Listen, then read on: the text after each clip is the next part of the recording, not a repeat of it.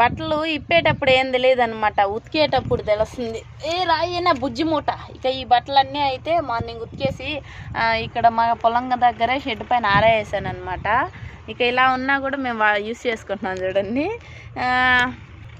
ఇప్పినప్పుడు ఏం తెలియదు కదా, ఉతికేటప్పుడు ఓ అబ్బా ఎందుకురా ఇన్ని గుడ్లు ఇప్పినాము అనిపిస్తుంది.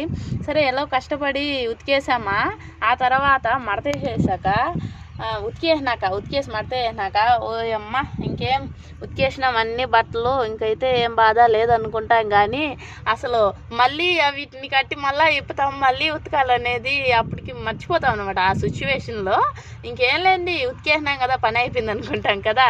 మీలో ఎవరైనా ఈ విధంగా ఉతికేటప్పుడు, ఇప్పుడు చాలామంది ఉతకడం లేదులేండి, వాషింగ్ మిషన్లో వచ్చాయి చాలా వరకు, కానీ కొంతమంది అయితే ఉతుకుతూ ఉంటారు కదా.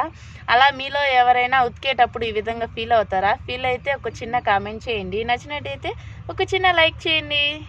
రాయేనా బుజ్జి మూట, ఇంటికి పోదాము. Okay friends, bye, see you, Tata.